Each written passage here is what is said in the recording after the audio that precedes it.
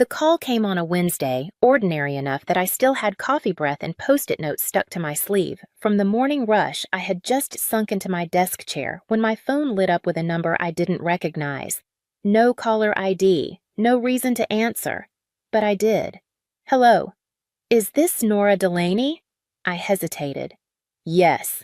This is Charles with Liberty National Bank. We're calling regarding your mortgage balance of $523,000. We've sent several notices, but I don't have a mortgage. I said, my voice sharper than I meant it to be. You must have the wrong person.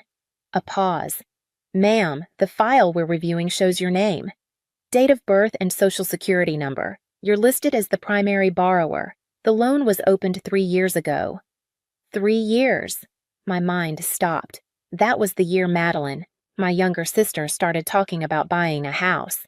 She'd called it her fresh start, said she wanted something big enough for a family. I remembered her waving Pinterest photos across the dinner table, laughing about credit scores like they were bad jokes, Mom said. We'll figure something out. Family always finds a way, but not this way. I ended the call politely somehow and sat staring at nothing for a full minute. The hum of my laptop fan filled the silence. My palms were damp, my mouth was dry. I told myself it had to be a mistake, some kind of mix-up, a typo, maybe someone with the same name in the same state, but my gut didn't believe it. I tore through the drawer beside my bed, digging past old pay stubs and birthday cards. I found the last letter I'd gotten from Liberty, a generic flyer tossed months ago. I didn't think anything of it at the time. Now it felt like a warning I hadn't understood. I sat on the floor of my apartment surrounded by envelopes and loose sheets, staring down at my life in pieces. I had no property, no car loan, no joint anything. My finances were simple by design, and yet someone had signed me into $500,000 of debt, and not just someone. There was only one group of people who had my full legal name, my social, my signature on paper from years of helping them fill out FAFSA forms and doctor paperwork and bank applications. My family. The thought formed before I could stop it. I didn't want to believe it. But some betrayals don't kick the door in, they just quietly turn the lock behind you. I didn't sleep that night. I lay in bed, staring at the ceiling, tracing the same thought over and over. If they had asked, would I have said yes? I didn't think so. But that wasn't the point. They never gave me the chance. By morning, I had stopped pretending it was a mistake. The pieces fit too well, the timing, the language, the silence. Madeline had been talking about her dream house just months before that mortgage date. A wraparound porch, a finished basement room for future possibilities.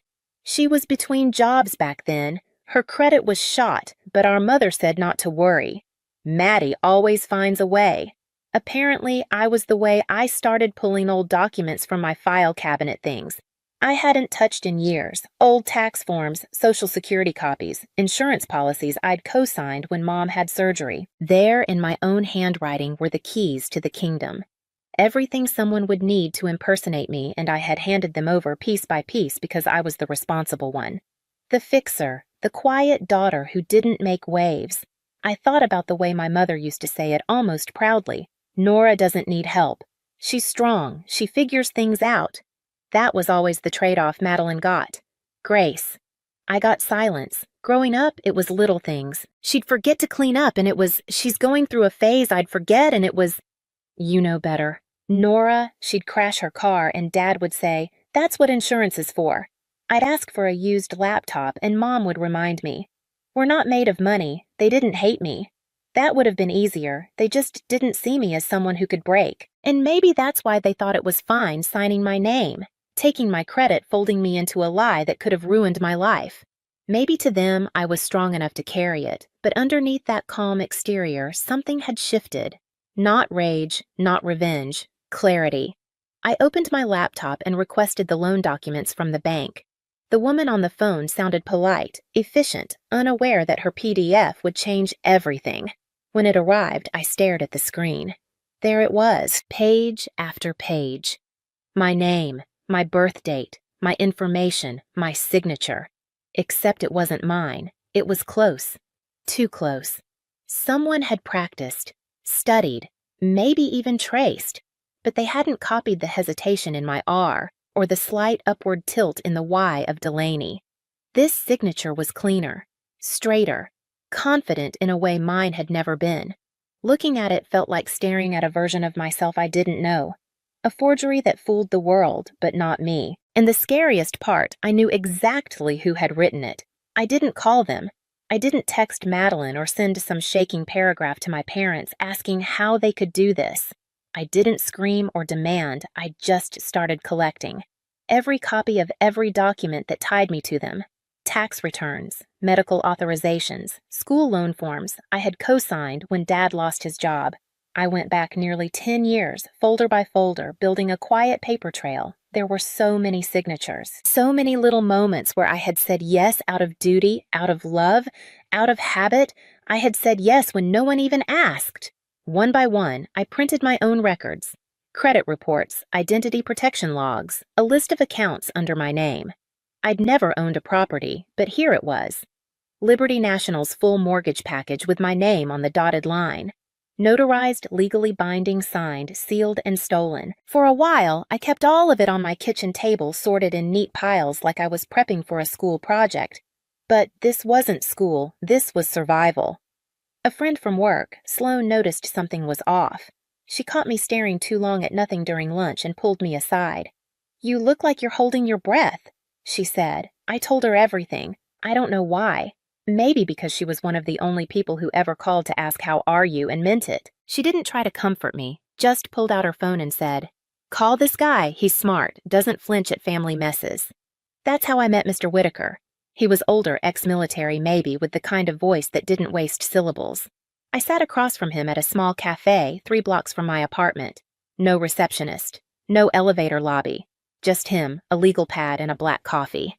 He flipped through my stack without a word. When he finished, he closed the folder and looked me in the eye.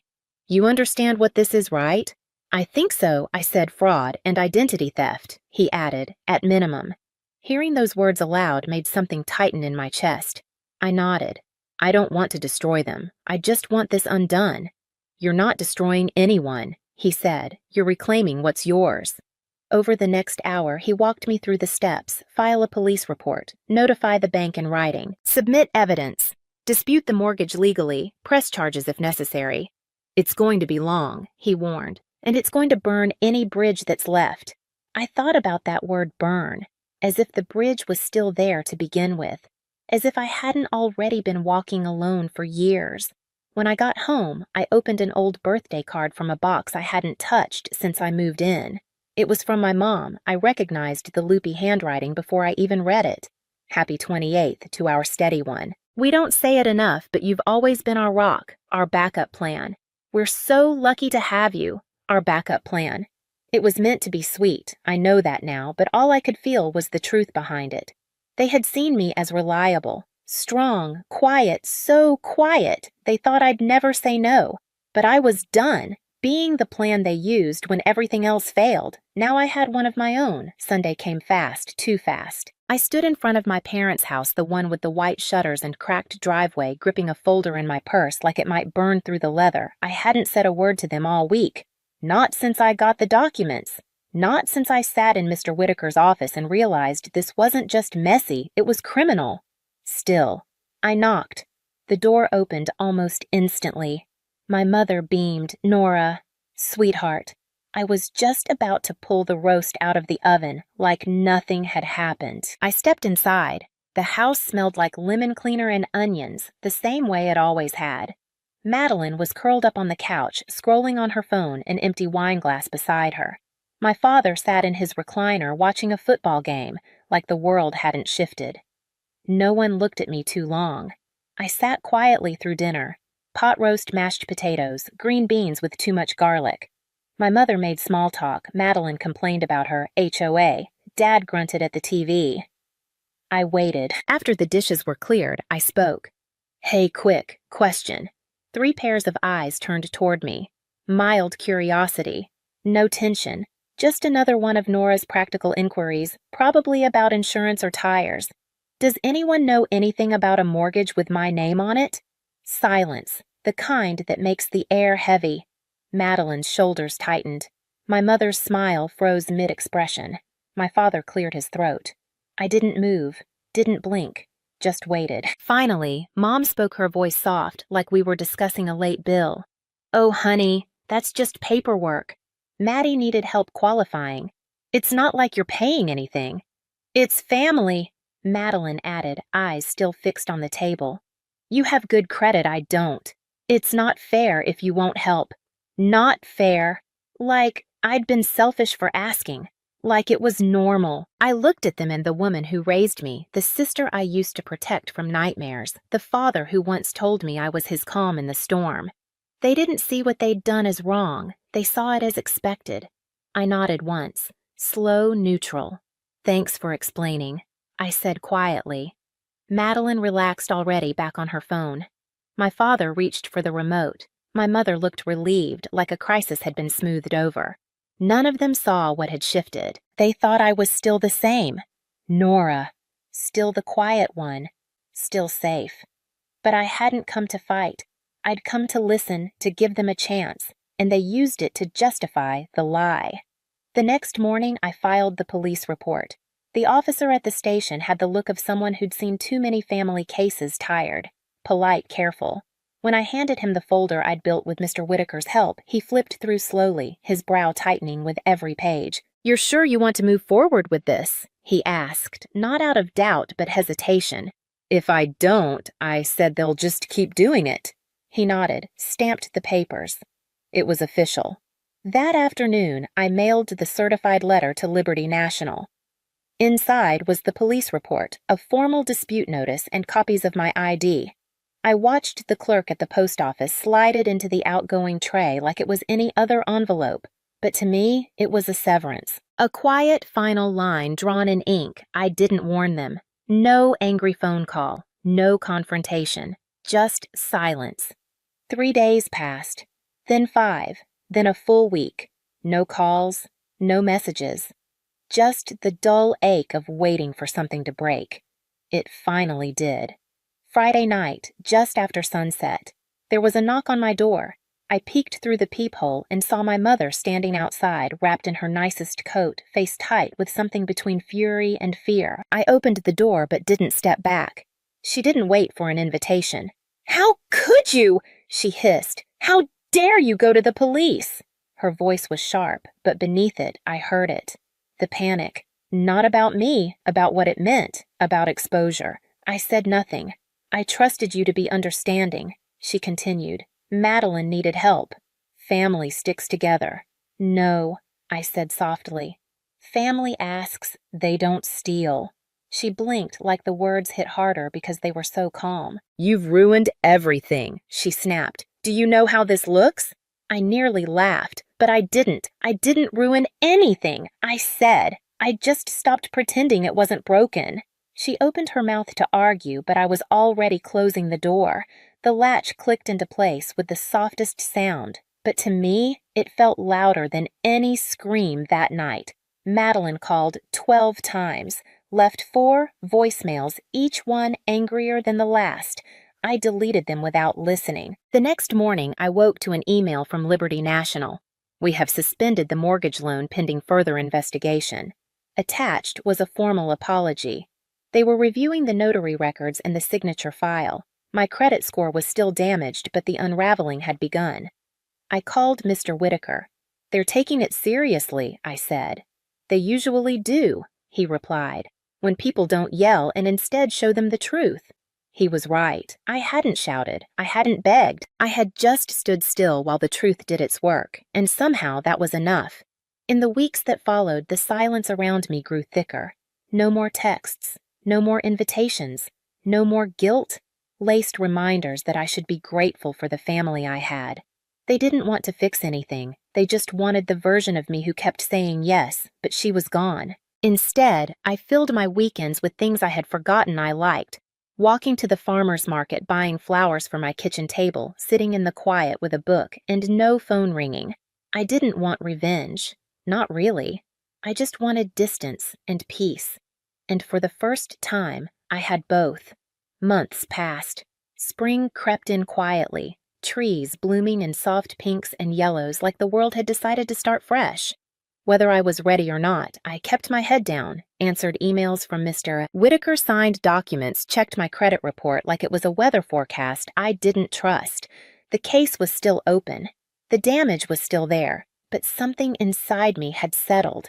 I spent my weekends in motion, walking trails, trying pottery at the community center, volunteering at the library on Saturdays. Nothing dramatic, just mine, hours that belonged to no one else. One morning, I stood behind my booth at a local artisan fair, surrounded by mismatched mugs and bowls I had shaped with unsure hands. A woman picked up a piece labeled Reclamation, a cup slightly off-center, smooth in some places, imperfect in others. She turned it over in her palm. Why that name? I shrugged. Because it wasn't supposed to exist, but it does. She smiled, paid in cash, and walked away. That night, I sat on my balcony with a cup of tea and the first real quiet I'd earned in years. Not the silence of being ignored, but the silence of being unclaimed. That was when I saw them. My mother, my father, and Madeline standing at the edge of the parking lot near my apartment, like they weren't sure whether to come closer or walk away. They looked smaller than I remembered. Madeline's makeup was smudged. My father's shirt was wrinkled untucked. My mother clutched her purse like it was the only solid thing she had left. I walked down the stairs slowly, not rushing, not hiding. When they saw me, they froze. Nora, my mother started, voice trembling. We made mistakes, but we're still family. Madeline stepped forward. I just need help. Just for a little while. Please don't shut us out. There was no fire in me anymore, no anger, just a deep, still quiet that came from knowing they weren't here because they loved me. They were here because they needed me again. I set down my bag and looked at them. Each of them. Really looked. I hope, I said carefully, you one day understand what real family means. They didn't interrupt, but it's not something you can steal or fake or expect when it's convenient. I reached into my coat pocket and pulled out a manila envelope. Inside was a printed copy of the forged mortgage document, my name. Their signatures, a red stamp across the front that simply read, Void. Tucked in behind it was something else, a birthday card from years ago, the one that said, You've always been our backup plan. I handed the envelope to my mother. Her hands shook as she took it. I'm not angry, I said. Not anymore. She opened her mouth to speak, but I didn't wait. I'm finally free, I said, and I'm not coming back. Then I turned and walked away. The sound of my footsteps on the stairs felt heavier than any argument I could have had. I didn't look back. When I reached the top landing, I paused. The wind lifted the edge of my coat. The sun was starting to set, casting long shadows across the parking lot. I whispered, not to them, but to myself. Sometimes walking away is the loudest thing you'll ever say, and I meant it. They used my name like it belonged to them, but I walked away. No screaming, no warning, just silence they couldn't ignore. If you've ever been treated like the backup plan, you'll understand why. I never looked back. Subscribe if you're done being quiet. Some truths aren't told to be forgiven, just remembered.